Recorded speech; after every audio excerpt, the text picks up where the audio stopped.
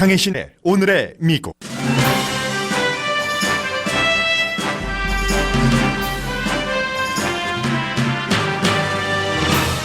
전통을 깨고 대통령과 군사력이 과시된 독립기념일 행사에서 우려했던 정도의 정치성은 없었습니다. 동시에 대통령이 연설에서 강조한 국민화합과도 거리가 멀었습니다. 인구조사에서 시민권자이십니까? 라는 질문이 추가될지 여부는 아직 알 수 없습니다. 월스트리트저널은 사설에서 대통령이 행정명령으로 시민권자인지를 묻는 조항을 넣어야 한다고 주장했고, 워싱턴 포스트는 반대의 주장을 합니다. 어제 발생한 진도 6.4의 강진에 이어 며칠 안에 또 다른 강진이 일어날 것이라는 예측에 캘리포니아 주민이 긴장합니다. 6월에 일자리 창출이 크게 반등했습니다. 이번 달 말에 연방준비제도가 이자율을 내릴지가 이슈가 되면서 다우지수가 내려갑니다. 미중 무역전쟁에서 중국을 강하게 압박하라는 게 미국 정치 양당 분위기와 여론이지만 미국과 중국 사이의 역사적 교훈은 그러면 안 된다는 것이라는 기고문이 샌프란시스코 크로니클에 실렸습니다. 삼성이 미중 무역전쟁 때문에 큰 덕을 볼 것이라는 보도가 많았으나 반대의 결과가 나왔습니다. 중국 회사 파웨이의 메모리 칩을 못 팔아서 2, 4분기 수익이 1년 전에 비해 50% 이상 줄어들었습니다. 삼성은 한일 외교 마찰로 인한 일본의 반도체 물질 수출 규제로도 나쁜 영향을 받게 됩니다. 앞으로 열릴 북미 정상회담은 단계별로 가는 스몰 딜이 될 수밖에 없다는 게 정설처럼 됐습니다. 문제는 스몰 딜을 빅 딜처럼 포장해서 트럼프 대통령이 승리했다고 주장할 정도가 되느냐, 이게 문제입니다. 최근 산타모니카시에 있는 리사이클링 센터가 문을 닫았습니다. 또 다른 미래를 보여주는 케이스입니다.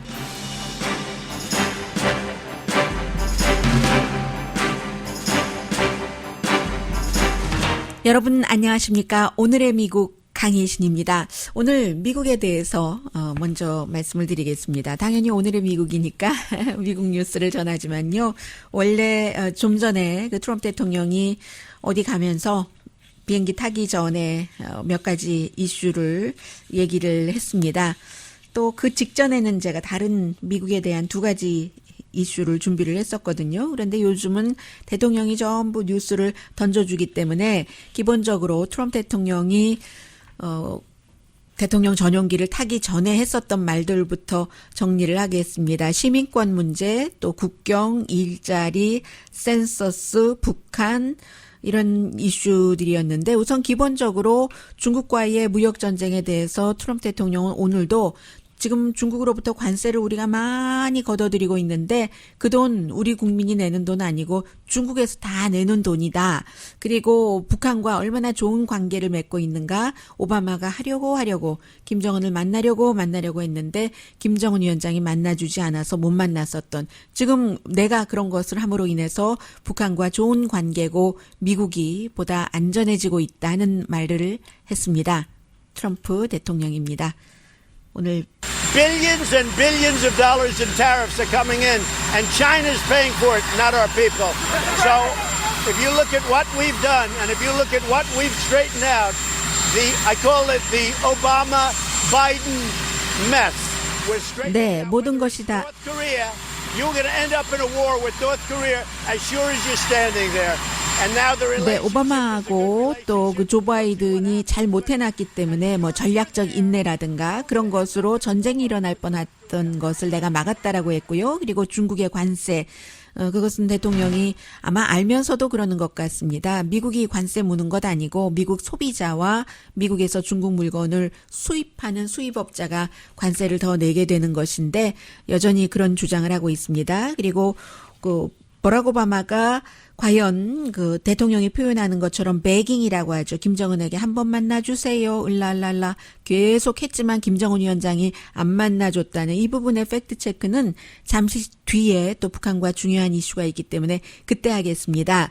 그리고 미군이 지금 얼마나 강한가, 어제 있었던 독립기념일 행사에 대한 뭐 비난이 있습니다만 그 부분에 대해서 우리 군대가 강하다는 것을 세계에 보여준 것이다. 뭐 전투기요, F-35, F-18 잠수함 함대 지금 뭐 미국에서 많이 만들고 있고 그리고 미국에 불법으로 온 사람들은 그들 나라로 보내야지 된다. 이런 얘기를 했을 때 기자들 가운데서 당신도 그 부모로서 지금 그 어린 아이들을 수용하고 있는 그 시설을 보고 어떤 생각을 하느냐 했더니 의회 멤버들이 나쁘다. 그런 거 사진 찍어서 올리고 하는데 어린이들을 수용하는 그 시설 굉장히 클린하고 깨끗하고 뷰티풀리 지금 런되고 있다. 아주 잘 운영이 되고 있다라고 얘기를 했고요. 그리고 또 그 이방카가 이번에 G20 또 북미 정상회담에서 너무 앞에 많이 나섰던 것, 본인의 위치와 상관없이 그 부분에 대해서는 내 딸 이방카와 내 사위 자레드 쿠시너가 얼마나 많은 자신들의 인생을 희생하는 줄 아느냐. 그리고 외국 리더들이 이방카를 다 좋아한다. 이 정도로 답변을 했고요. 또 중요한 것은 인구 센서스 이 부분에 대해서는 아마 휴일이고 했기 때문에 오늘의 미국 수요일에 방송을 듣고 어제 안 들으신 분들은 인구 센서스의 시민권자인지를 묻는 질문 뺀 것이잖아 라고 생각을 하실 텐데 아닙니다. 그 사이에 대통령이 트윗 한번 했더니 상무장관과 법무장관이 또 바짝 대통령 의견 쪽으로 달라붙어서 뭐 종이 인쇄한다고 했잖아요. 그 시민권자인지를 묻는 질문은 뺀 채 그런데 지금 다시 할 것이라고 했고 그 부분에 대해서 어제 뭐 엑시오스라든가 이런 일부 언론이 대통령의 행정명령까지 고려하고 있다 했는데 오늘 아침에 직접 얘기를 했습니다. 지금 법무장관 빌바와 얘기를 하고 있고 또 뭐 상무장관에게 뭐 명령도 내렸고 하는데 센서스에 다시 시민권자인지를 묻는 질문을 어떻게 넣을 것인지 4가지 내지 5가지 옵션이 있다고 했어요. 그 가운데 행정명령도 포함된다 하는 게 지금 트럼프 대통령이 한 얘기입니다. 그리고 오늘 그 짧은 기간 동안에 어제 그 독립기념일 연설할 때 비가 많이 왔었잖아요. 비가 많이 왔는데도 많은 사람들이 또 모였습니다. 물론 그 2개의 행사가 됐습니다만 한쪽에서는 군사적인 행사, 한쪽에서는 전형적인 어떤 트래디셔널한 그런 음악과 뭐 모든 인간은 그 평등하게 창조됐다는 독립선언문의 기초에 있는 그런 그 음악회는 캐롤 킹이 나왔어요. 내셔널 심포니와 협연을 했던데 대통령이 이쪽에 내셔널몰에서 연설할 때는 군대 이런 것 얘기하고 했는데 텔레프롬프터가 비가 많이 오니까 잠깐 꺼졌었거든요. 그 부분에 대해서 대통령이 비난을 했고요. 저는 아마 이 부분이 아니었는가 생각이 됩니다. 거의 50분 정도 연설을 했는데 연설하다가 또 막 그 위에 하늘 위에 전투기가 떠가고 아마 연설을 멈추기도 하고 비 때문에 멈추기도 하고 대통령 있는 곳에는 유리로 다 가리고 하기는 했지만 그래도 비가 내렸습니다. 뭐 들어오는 거죠. 치고 들어오는 거죠. 그래서 대통령이 어제 이런 얘기를 했거든요. 이 미국이 혁명 기간 동안에 우리 군대가 하늘에서 성벽을 쌓고 또 공항을 다 접수하고 모든 일을 다 막을 것을 막았다 뭐 했는데 그때가 18세기였잖아요. 자동차도 1900년대 초 20세기에 만들어졌는데 18세기에 무슨 공항을 접수를 하지? 비행기 여행도 없었는데 하는 생각이 들었는데 아마 그때 텔레프롬프터가 나간 게 아닌가 뭐 이런 생각도 들고요. 해서 어제의 이 그 독립기념일 행사 자체는 미국이 243살 생일인데 그런데 이제 2년 만에 대통령이 꿈을 이뤘습니다. 원래 그 프랑스 그 혁명 기념일 100주년 기념일 행사 보고 나서 나도 좀 베테랑스 데이에 근사하게 한 9,400만 달러 정도 들여서 해보겠다 했는데 너무나 반대가 많았기 때문에 군에서도 정치화되는 거 싫어했고 비용은 어떻게 할 것이며 해서 좀 줄여서 독립기념일에 했는데 아직도 비용 다 얘기하지 않고 있습니다. 그리고 그 비용은 분명한 것은 국방부에서도 또 전국 그 국립공원 측에서도 내놓은 그 돈이 다른 곳에 쓰여질 돈이 어제 하루 동안에 그 쓰였던 것이고요. 그러나 또 대통령이 굉장히 연설을 하면은 그 정치적인 캠페인 같은 연설을 할 것이다라고 많이 걱정을 했었는데 그렇지 않았습니다. 상당히 그 자제하고 억제했다고 할까요? 항상 그 연설에서 프로모션을 잘하는 대통령인데 어제 그런 것 없었고 전체적으로 미군 특히 특히 이제 젊은 사람들 미군에 조인해라라고 얘기했는데 이 부분에 대해서는 본인이 5번이나 베트남전을 요리조리 뭐 발에 뼈가 자란다는 이유 등으로 징병을 기피한 대통령이기 때문에 그다지 뭐 어떤 설득력이 있어 보이지는 않지만 많은 부분을 이제 그 군이 강하다. 당연히 그렇죠. 뭐 70파운드 정도 되는 탱크도 오고 있으니까 70파운드 정도면 어떻게 됩니까? 도요타 콜로라 한 70대 정도 되는 무게라고 하는데요. 그리고 연설하면서 뭐 우주인도 소개하고 미국이 하나다 하는 것을 많이 강조를 했어요. 뭐 수녀님, 허리케인 왔을 때 자원봉사하는 사람들, 1960년대 민권운동가 뿐만 아니라 과거에 마틴 루터 킹 주니어가 연설한 곳에서 이 자리가 멀지 않은 곳이다라는 얘기도 했고 중간에 또 합참의장 나오라고 하니까 합참의장이 나왔어요. Please join me 했을 때 상당히 부적절하다고 지적하는 사람들이 많고요. 군의 중립성 문제 때문에 그래서인지 아마 합참의장이 말하자면 내가 총대 맬게 한 게 아닌가 이런 생각도 듭니다. 왜냐하면 다른 그 군 관계자들은 뭐 미리 다 독립기념일이 되면 거의 집에서 쉬잖아요. 미국의 대통령들도 그랬으니까. 그래서 이제 뭐 여기저기 가고 나오지도 않고 합참의장과 국방장관 대행 정도가 이제 옆에 눈에 보였을 그럴 정도입니다. 그래서 이제 일부에서는 아니 그렇게 미국이 군사력을 뭐 중국도 아니고 러시아도 아니고 북한도 아닌데 군사 퍼레이드까지 라고 얘기를 하지만 또 대통령 좋아하는 사람들은 많이 좋아했고요. 또 대통령은 한 50분, 47분 조금 넘었습니다. 연설에서 화합, 군인, 군대 강한 것 잔뜩 얘기를 하고 백악관으로 돌아오자마자 자신의 이 같은 연설을 비난하는 칼럼니스트를 공격을 하고요. 그리고 이제 여기에 이렇게 많은 사람들이 모였다는 사진을 트위터에 많이 실렸습니다. 캐롤 킹이 그 공연을 한 그 내셔널 몰은 동쪽에 있고 같은 장소에서 미국의 모습을 그대로 보여주고 있는데 대통령이 연설한 링컨 메모리얼은 지금 서쪽에 있고요. 그리고 시위대들이 풍선, 베이비 트럼프 풍선이요. 어떤 경우는 이제 화장실에 앉아서 트윗하고 있는 모습, 또 어떤 경우는 기저귀 차고 있는 대통령, 런던에서 많이 보여줬었던 그런 풍선을 띄우려고 했는데 허가를 받았다가 또 허가가 취소된 경우도 있고 그리고 날씨가 나빴기 때문에 띄우지는 못하고 저쪽 한쪽에 큰 풍선 앉아 있으라고 했고요. 오늘 워싱턴 포스트의 한 칼럼니스트는 마크 테센이라는 칼럼니스트 2주일에 한 번 칼럼을 쓰는데 어메리칸 엔터프라이즈 인스티튜트에 있는 사람이니까 굉장히 보수적인 사람이라는 것은 알 수 있고요. 워싱턴 포스트인데도 불구하고요.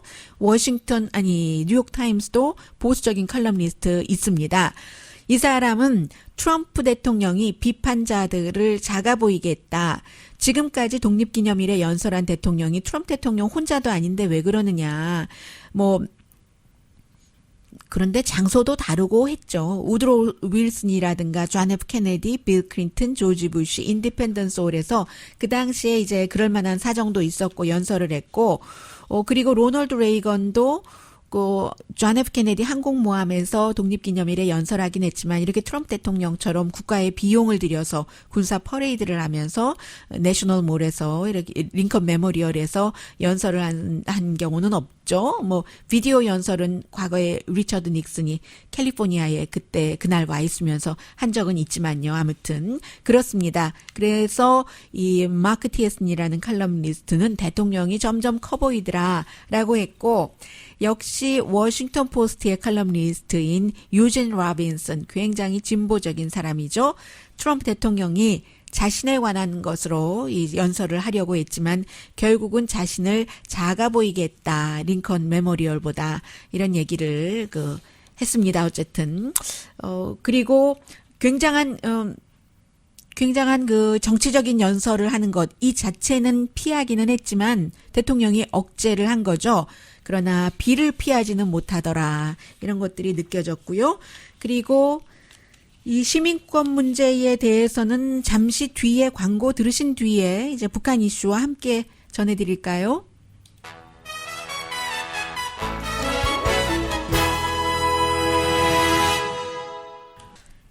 이란의 외무장관이 이제 최근에 미국에 의해서 경제 제재를 받았잖아요. 이 사람이 성인이 되고 나서 상당 기간을 뭐 한 30년 정도를 미국에 왔다 갔다 하면서 살았던 사람이고 미국 커피도 무척 사랑하는 사람이고요. 그런 사람이거든요. 이 사람의 스토리가 지금 북한과 미국의 핵 협상에도 어느 부분 적용될 수도 있겠구나 하는 생각이 들고요. 잠시 뒤에 전합니다. 라디오 서울 방송 오늘의 미국 듣고 계십니다. 우선 그 시민권의 아니죠.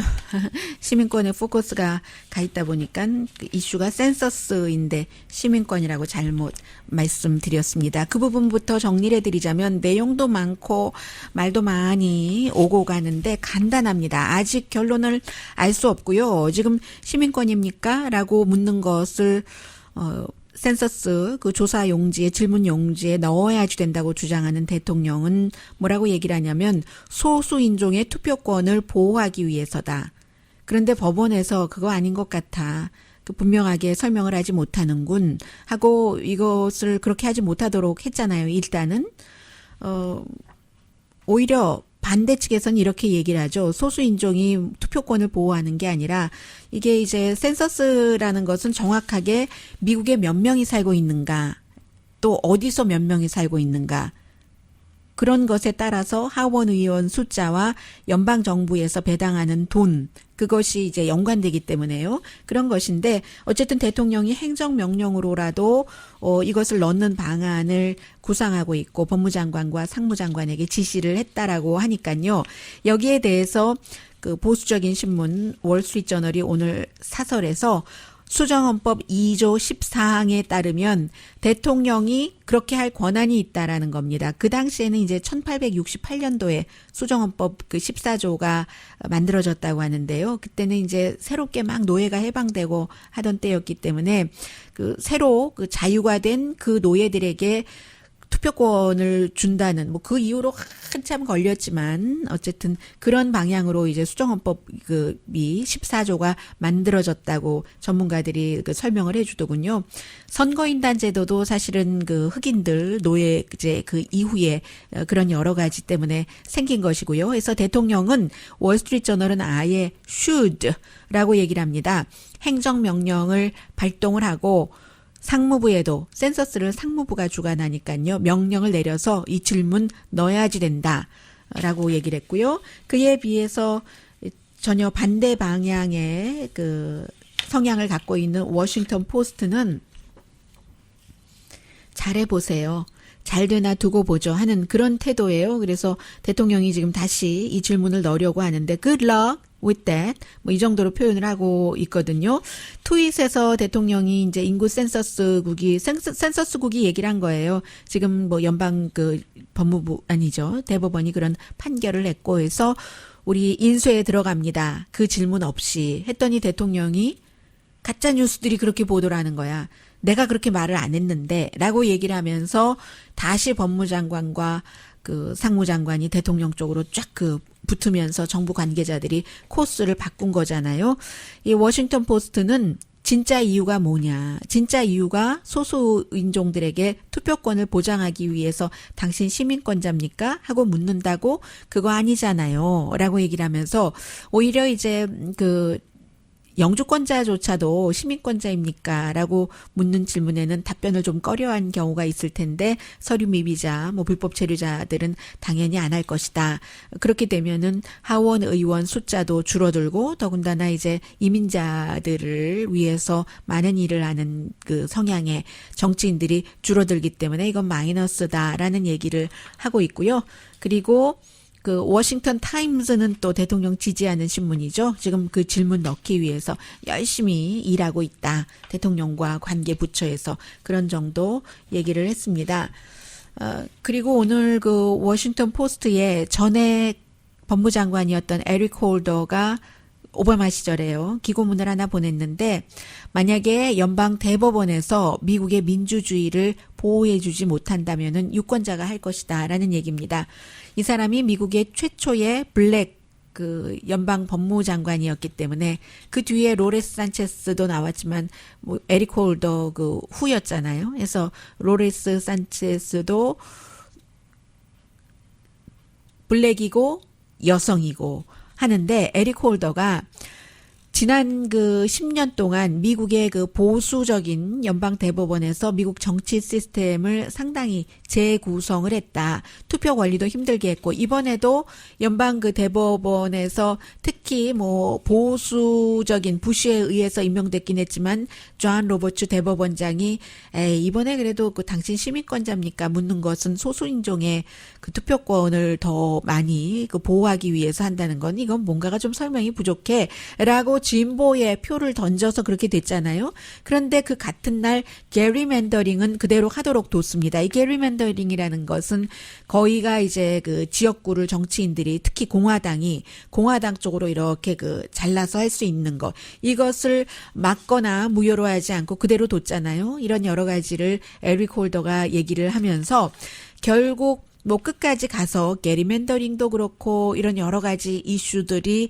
연방 대법원에서 인종적으로 정치적으로 이런 것을 그대로 그 둘 때는 유권자들이 할 수밖에 없다. 또 본인이 어떤 단체도 만들었어요.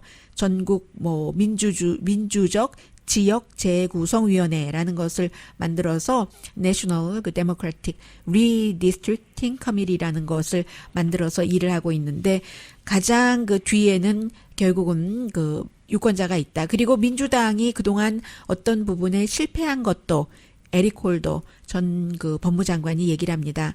민주당이 실패를 했던 것이 트럼프 대통령을 탄생시킨 것이고 아직도 트럼프 대통령을 지지하는 사람들의 마음을 어루만져 준 건데 그게 이제 민주당이 못했고 특히 그 힐러리 클린턴이라는 대통령 후보가 실패했던 게 뭐 주 단위로 또 로컬 단위로 그런 선거에 주력하는 거 이게 그런 작은 선거에 주력한다는 것은 사람들의 일상생활에서 당신을 위해서 우리가 일하고 있어요 하는 것을 보여주는 건데 그걸 못했다는 거예요.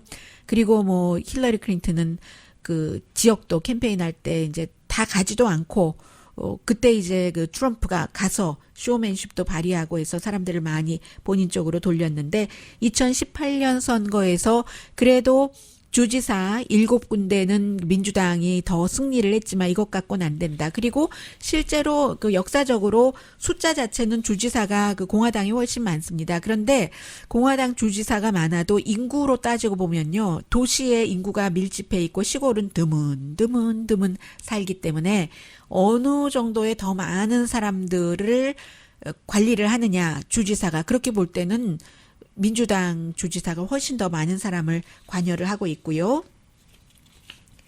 자, 북한 관련 뉴스 좀 전합니다. 이 내용은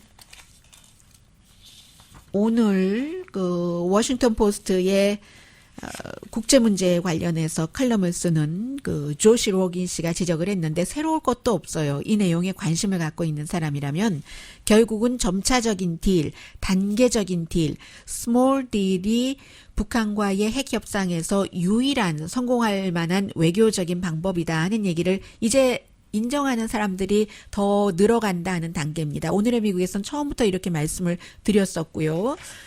요즘에 뭐 여러 가지 다이나믹 같은 것이 있는데 결국은 한마디로 스텝 바이 스텝으로 가겠다는 거다. 북한이 하나 포기하면 미국도 하나를 주고 빅딜이라는 건 너네가 먼저 다 포기를 해라. 그러면 그 다음부터 뭔가를 해줄까? 이거였었잖아요.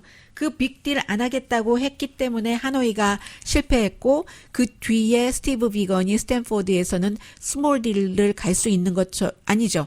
하노이 회담 직전에 스몰 딜을 갈 수 있는 것처럼 했다가 미국 국내 사정에 따라서 빅 딜을 하노이 회담에서 내놓으니까 한꺼번에 그게 말이 되느냐 하고는 북한이 안 했는데 다시 이제 그 스몰 딜로 단계별로 갈 수밖에 없다 하는 그런 내용을 하는 겁니다. 그래서 이번에 스티브 비건이 그런 얘기를 했잖아요.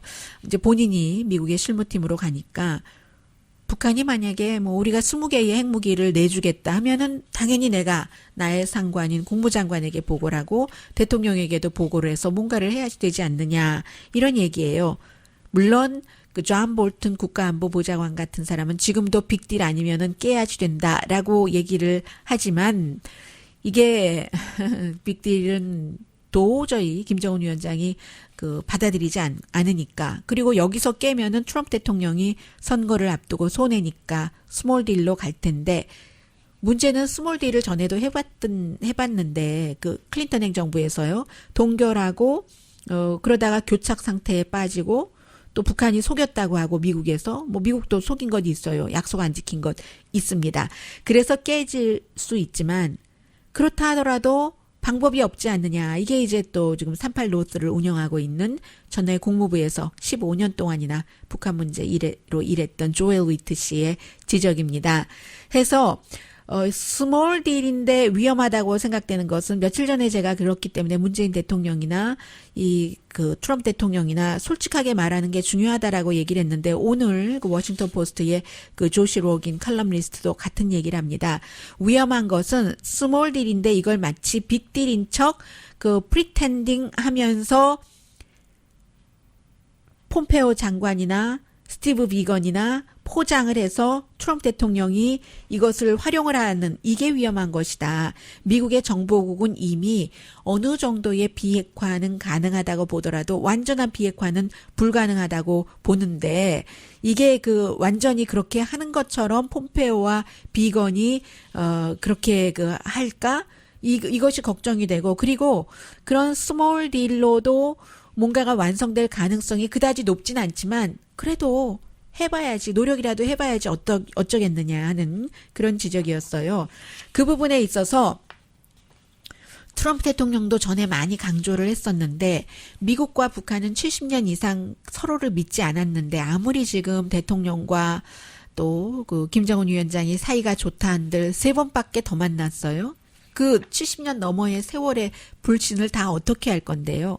오늘 관계되는 기사는 아니지만 그 관련성을 저는 본 거죠. 그 코리안 아메리칸이기 때문에 뉴욕타임스의 모하메드 하비드 자리프 이 사람이 지금 이란의 외무장관인데 이란의 강성으로부터도 비난받고 미국에서도 비난받는 사람입니다.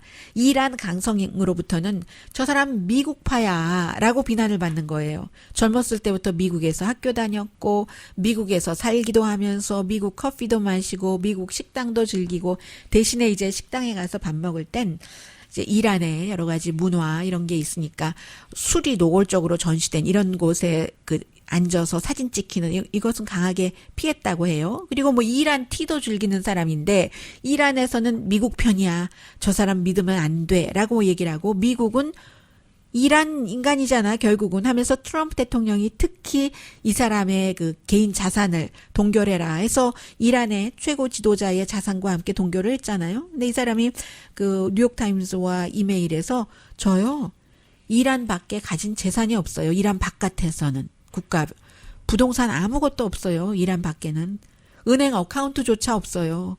오히려 나와 깨라 하는 것은 미국과 이란이 앞으로 어떤 협상을 할 때 더 어렵게 간다는 것만을 얘기를 하는 겁니다. 라고 얘기를 하고 있고요. 이란의 강성은 이 외무장관을 비난을 하지만 이란의 보통 사람들 또 개혁을 원하는 사람들 사이에서는 좀 영웅이라고도 하고요. 그래서 어쨌든 이란의 강성이 저 사람 사기꾼이야.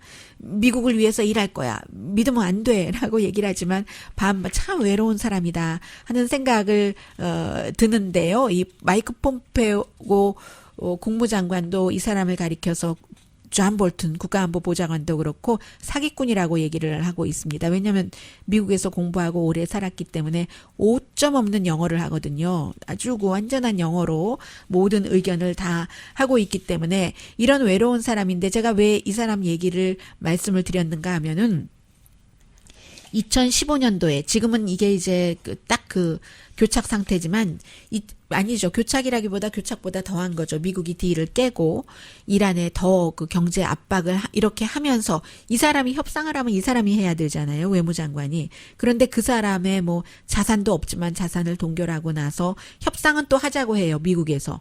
협상은 하자고 하니까 이 사람이 하는 얘기가 2015년도에 우리가 그때 협상할 때 서로 믿어서 한 게 아니다. 미국과 북한도 마찬가지잖아요. 믿지 않았기 때문에 그때 협상하고 했던 그런 joint comprehensive plan이라고 부르고 있는데요. comprehensive plan of 액션이죠. JCPOA니까 그렇게 부르고 있는데 우리가 그때 서로 믿어서 미국과 다른 뭐 여러 중국, 러시아, 유럽연합과 함께 이란이 핵을 이만큼 동결을 하고 대신에 우리 돈 그동안 미국이 가져가고 안 줬었던 거 무기 산다고 돈 줬는데 무기도 안 주고 돈도 몇십 년 갖고 있었던 거 다 풀어주고 했잖아요. 그때 미국과 이란이 믿어서 그런 게 아니다라고 얘기를 합니다. 신뢰 없었지. 당연히 상호 불신 상태에서 이란 핵 협상을 했지. 그랬기 때문에 국제적으로 여러 나라와 함께 우리가 아주 구체적으로 문서화했었던 거지. 이게 지금 이란의 외무장관의 얘기거든요. 북한과 미국의 싱가포르 회담이 처음에 실패한 게 문을 열었다는 것에서는 굉장한 성공이고요. 그게 그 당시에 디테일한 서면 합의가 없었기 때문에 그런 거지. 앞으로 4차 회담에서는 디테일한 서면 합의가 있어야지 된다 말씀을 드리고요. 그리고 대통령이 자주 말하기 때문에 앞으로도 또 말할 거니까 제가 한 번만 정리를 해드리겠습니다. 오바마 시절에 오바마가 그렇게 김정은을 만나려고 했는데 구걸구걸 배깅을 했는데 김정은 위원장이 그때마다 나 싫어, 당신 만나기 싫어해서 안 만났다고 하는 이 말에 대해서는요. 국가에는 이제 국가 기록이라는 게 있잖아요. 그래서 제가 지금 뭐 국가 기록 이외에 더한 기록도 있을 수는 있습니다만 폴리티 체크 팩트에서 체크한 것에 따르면 그 당시에 그 북한 문제 정책 그 특별 대사였었던 글린 데이비스 씨가 얘기하기를 2013년도 3월 7일이어요. 7일의 기록에 따르면 미국은 이제 북한을 핵 국가로 절대로 인정하지 않는다. 미국은 북한이 나쁜 행동을 할 때 그에 대해서 잠잠하게 하려고 보상을 하지 않을 것이다. 미국은 북한이 단지 대화에 돌아온다는 것만으로 어떤 좋은 그 대가를 지불하지 않을 것이다. 그리고 미국과 그 북한과의 그 관계, 대화 자체는 한국 내의 그 내부의 관계, 그리고 북한의 인권과도 연관이 있을 것이다. 미국은 절대로 북한이 이웃나라에 대해서 도발하는 것도 허락하지 않을 것이다. 우리의 이 같은 포지션은 바뀌지 않는다. 이게 이제 전략적 인내를 선언한 거잖아요. 그때 왜 그랬냐면 2012년도에 이제 북한이 위성 발사를 한 것을 미국에서는 그게 이제 딜을 깬 것이라고 보고 있기 때문에 그렇죠. 그리고 이제 또 다른 맨스필드 재단의 그 프랭크 좌누치 이분도 이제 북한 문제 많이 다루는 분인데 그 사람도 내가 알고 있는 한 오바마가 그 김정은 위원장에게 만나자고 했다는 이것은 전혀 한 조각도 없었다는 얘기한 것까지 일단 전해드리고요. 잠시 뒤에 아주 중요한 경제 중국과 미국 또 일본과 한국, 중국과 한국, 미국 경제에 관련해서 전합니다.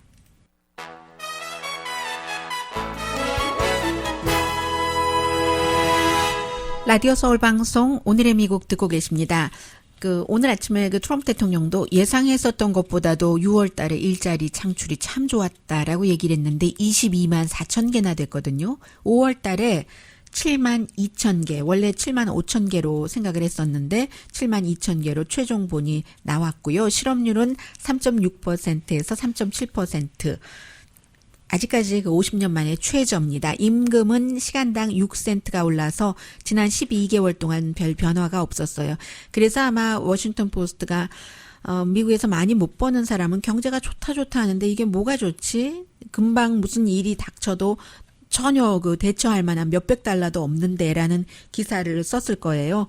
그런데 어쨌든 수치상으로는 그렇답니다. 건축, 제조업 좋았고요. 제조업은 중요한데요. 왜냐하면 지난 몇 개월 동안 좀 별로였었잖아요. 그런데 괜찮아졌고 교통, 웨어하우스, 교육 좋았는데 소매가 오히려 마이너스 5.8이 됐습니다. 그리고 좀 현재의 상황이 나쁜 그런 것은 거의 이제 무역 마찰이라든가 이런 데서 오는 것이고 여기서 중요한 것은 이자율이죠. 이달 말에 대통령도 그렇게 압박을 하고 하니까 연방준비제도가 이자율을 내릴 것으로 믿었는데 아니 갑자기 또 이자율이가 이렇게 22만 4천 개나 늘어났다고 하니까 전달에 비해서 이거 3배 이상인 거잖아요. 37, 21. 그렇죠? 그러니까 이게 이자율을 내릴까 하는 그래서 오늘 그 주식 시장이 내려가고 있습니다. 현재까지도 아직 내려가고 있네요. 많이 그래도 회복된 편인데 다우 지수, S&P 500, 나스닥 지수 전부 그 좋지 않습니다. 증권 시장은 이자율 과 연관이 아무튼 있으니까요. 그리고 삼성 문제를 좀 말씀드리겠는데요. 삼성이 그 미국과 중국의 무역 전쟁 그리고 파웨이에 대해서 다른 나라에도 뭐 물건은 어떻게 하지 말라고 하고 파웨이가 뭐 미국의 국가 안보에 위협이 된다고 하고 이런 분쟁 때문에 파웨이가 텔레콤 분야에서 장비 같은 것도 만들지만 휴대폰도 그 삼성에 이어서 이제 두 번째를 보고 있는 회사이기 때문에 삼성이 좋다 했잖아요. 그런데 오늘 그 월스트리트 저널 보니까 중국과 미국과의 무역 분쟁 때문에 오히려 2, 4분기의 수익이 56%나 줄어들었다는 얘기거든요. 굉장히 많이 줄어든 거잖아요. 왜냐하면 이게 그 휴대폰을 그 파웨이 때문에 더 팔 수 있을지는 모르지만 삼성과 애플이 소송을 하고 싸우면서도 서로 교류하는 부분이 있잖아요. 그런 것처럼 삼성에서 파웨이와 연관되는 그 스마트폰은 경쟁을 하지만 파웨이 그 메모리 칩에 관해서는 삼성과 그 파웨이가 또 연관이 되는 거예요. 그렇기 때문에 이제 이게 그 굉장히 그 중요하다. 아주 이 무역 분쟁이라는 것이 그렇게 간단히 볼 수가 없는 거죠. 삼성의 한국 이 회사의 메모리 칩을 파웨이가 많이 사는데 미국이 파웨이를 지금 또 조금 풀어주긴 했지만 조여놓으니까 파웨이가 조이니까 그것을 물건을 만들어서 팔아야 되는데 뭐 팔 곳이 없으니까 삼성에서 이 메모리 칩을 덜 사가서 이제 삼성이 지금 손해를 보고 있다. 이런 얘기예요. 적어도 지금은 이제 피해를 보고 있다는 거고요. 그리고 또 하나 한국에서 의도적인 그 진보 매체의 보도와 그 미국에서 보는 것이 좀 다른 것이 삼성과 일본과의 관계에 있어서는 지금 일본이 그 징용 배상 헌법재판소에서의 그 판결로 인해서 한국의 그 외교적인 마찰을 경제적인 그 보복으로 그 하고 있는 그 부분이요. 뭐 삼성이라든가 SK라든가 이런 곳에서 휴대폰 디스플레이라든가 여러 가지 장비 아주 그 세 가지를 특히 한국에 팔 때는 최그 우대국 대우를 없애버리고 한 번 거래할 때마다 90일씩 기다려야지 되는 그런 것을 할 때에 오히려 일본이 손해 본다라고 얘기를 그 하고 있어요. 그리고 한국에서 물건을 조달할 수 있다. 꼭 그렇지 않습니다. 왜냐하면 그 물량이 그 세 가지 중에서 두 가지는 일본이 90%를 차지하고 있고 일본이 70%를 차지하고 있고 물량뿐만이 아니라 한국에서 조달한다고요? 그거 쉽지 않습니다. 그리고 또 퀄리티가 다른 거예요. 퀄리티가 일본 것이 좋기 때문에 한국에서 무슨 뭐 휴대폰을 만들면 그 가격에 그 정도면 괜찮다 하는 값이 나와서 많이 팔 수 있는 거거든요.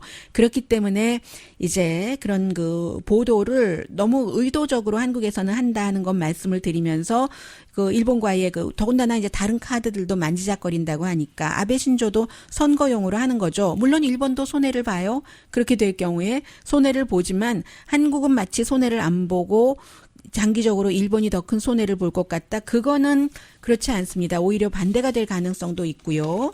일본도 손해를 보기 때문에 어떤 시점에는 그냥 손봐준다 하고는 뭐 좀 뒤로 물러설 수도 있을 수는 있겠으나 그러나 한국의 그 진보가 문재인 대통령을 도와주려는 마음이 너무너무 넘쳐서 좀 그 감정이입을 많이 해서 보도하는 것을 다 믿지는 마시고요. 오히려 그 부분에 대해서는 미국 보도가 냉정할 겁니다.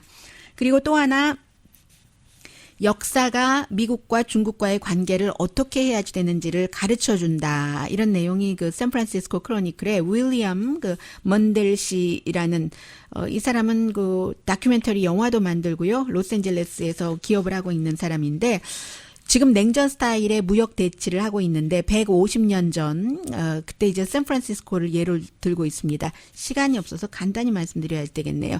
아마 역사에 관심이 있으신 분들은 그 벌링게임 그 조약이라는 것을 기억을 하실 텐데 이민자에게 결국은 공정한 대우를 해준다.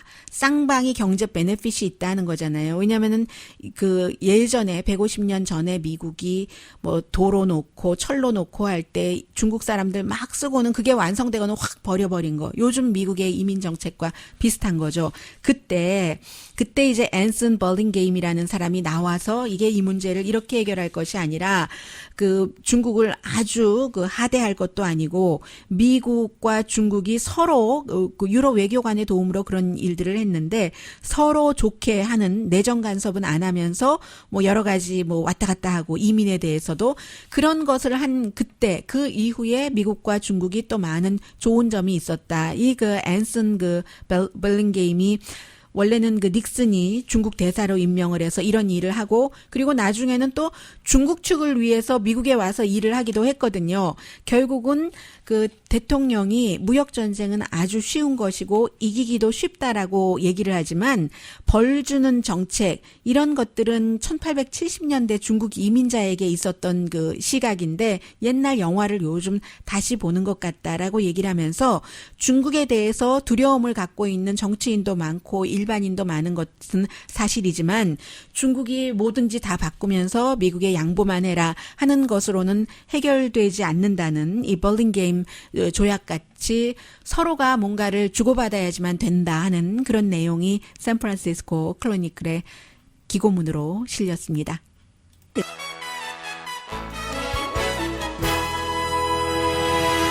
라디오 서울 방송 오늘의 미국 듣고 계십니다. 오늘 로스앤젤레스 타임즈에 보니까 산타모니카에 리사이클링 센터가 있었는데 문을 닫았답니다. 지난달에 닫았는데 왜냐면은 이게 그 시의회가 더 이상 계약을 해주지 않아서 그런데 수십 년 동안 아마 델라웨어 에비뉴 센터라는 회사가 그곳에 이제 뭐 하나 주면 10센트, 5센트 주고 리사이클링을 했는데 왜 이런 결정을 했는가? 중국에서 이제 더 이상 그 뭐 종이, 플라스틱, 유리 등등의 리사이클을 받지 않으니까 그런 물질들을 받지 않으니까 몇 년 전까지만 하더라도 시가 1년에 리사이클링을 해서 30만 달러를 이득을 받는데 지금은 새롭게 계약을 하려면 시가 오히려 뭐 손해를 본답니다. 뭐 오히려 100만 달러인가요? 손해를 보게 된다고 하는 것이고 그렇게 볼 때는 뭐 이 중국의 큰 바이어가 스탑을 했어. 중국도 이제는 더 이상 그런 것 안 받는다고 하고 베트남이나 말레이시아에 약간 이제 받는 곳이 있기는 하지만 그런 곳도 이제 플라스틱은 더 이상 안 받는데요. 그렇다면 이게 미래라고 말씀드린 것이 어떻게 되는가? 전에는 종이 1톤에 100달러였는데 지금은 10톤이고요. 점점 플라스틱은 아예 안 받고 하니까 그렇게 되는 경우는 더 새로운 방향으로 나가야 된다는 겁니다. 뭐 하나하나 낱개로 플라스틱으로 포장하는 것도 없애고 리사이클링이 안 되는 그런 물질로 하면은 안 되고 이런 형태로 한다는 거예요. 산타모니카만의 문제겠어요. 전국적인 세계적인 문제고요. 그리고 어제 6.4도 지진, 또 오늘 새벽에 5.4도, 앞으로도 며칠 안에 또 강진이 일어날 것이라고 하는데 이럴 때 가끔 겪는 일이기 때문에요. 준비할 수 있는 게 있잖아요. 오래된 집들, 뭐 랜로드에게 알려야 될 것도 있고 한 2주일 정도 물, 약, 음식 준비하시고요. 연락처 같은 거 다 준비를 해 놓으셔야지 아마 그 지진이 그 있을 가능성이 높다고 하니까 이 정도밖에 인간이 할 수 있는 게 더 있겠어요. 강혜신이었습니다.